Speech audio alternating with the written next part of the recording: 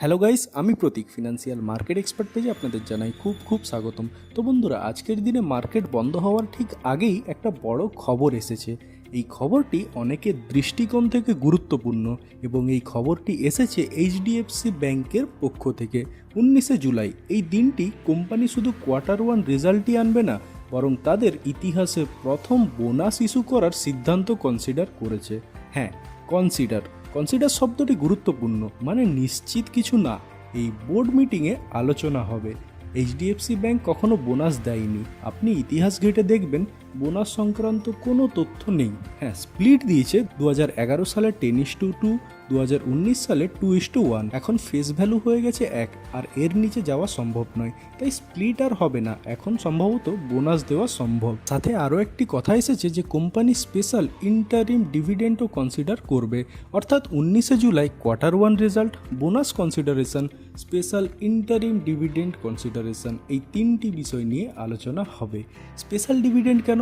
Special dividend সাধারণত তখনই দেওয়া হয় যখন কোম্পানি নিজের রেগুলার প্যাটার্ন ভেঙে বাড়তি রিটার্ন দেয়। যেমন ইনফোসিস যখন 25 বছর পূরণ করে তখন স্পেশাল ডিভিডেন্ড দিয়েছিল। কোম্পানি যখন ল্যান্ড বিল্ডিং বিক্রি করে বিশাল প্রফিট করে তখনও দেয়। এটা একটা গুডউইল গেস্টার এবং শেয়ার হোল্ডারদের প্রতি একটি অ্যাপ্রিসিয়েশন। অনেকেই ভুল ধারণা করেন যে বোনাস ঘোষণা মানেই প্রফিট হবে। এটা কিন্তু ভুল। বোনাস ঘোষণার পরেও শেয়ারের প্রাইস কমে যায়, কারণ যদি 1:1 বোনাস হয় তাহলে আপনার শেয়ারের সংখ্যা দ্বিগুণ হবে, কিন্তু শেয়ারের দাম অর্ধেক হয়ে যাবে। উদাহরণস্বরূপ ধরুন এইচডিএফসি ব্যাংকের শেয়ার প্রাইস 2000 টাকা। আপনি 25টি শেয়ার কিনে রেখেছেন 50,000 টাকা। 1:1 বোনাস দিল, শেয়ারের সংখ্যা হবে তখন 50, কিন্তু শেয়ারের প্রাইস হবে 1000। আপনার ইনভেস্টমেন্ট একই থাকবে 50,000।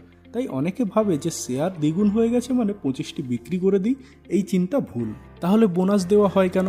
বোনাস দেওয়া হয় শেয়ারের হাই প্রাইস, প্রবেশযোগ্যতা বাড়ানোর জন্য, রিটেল ইনভেস্টর যেন কিনতে পারে, পার্টিসিপেশন বাড়ানো, লং টার্ম হোল্ডিংকে রেওয়ার্ড করা।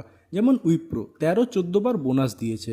যারা 1990-এ 10,000 টাকা ইনভেস্ট করেছিল তারা আজ কোটিপতি, কারণ বোনাসের ফলে নাম্বার অফ শেয়ারটি বেড়েছে এবং সে শেয়ার লং টার্মে প্রচুর প্রফিট দিয়েছে। তাহলে 19শে জুলাই একটি মেগা দিন হতে চলেছে। কেউ ভুল ধরে বসবেন না যে ঘোষণা মানেই ফাইনাল। কোম্পানি চাইলে not proceeding with bonus dividend বলেও দেবে। প্রতিটি কর্পোরেট অ্যাকশন বুঝে ইনভেস্ট করুন, শুধু গুজবে নয়। তো বন্ধুরা, ভিডিওটি ইনফরমেটিভ লেগে থাকলে আপনাদের লাইক, শেয়ার, সাবস্ক্রাইবের জন্য অসংখ্য ধন্যবাদ। সবাই ভালো থাকবেন, সুস্থ থাকবেন। জয় হিন্দ, জয় ভারত।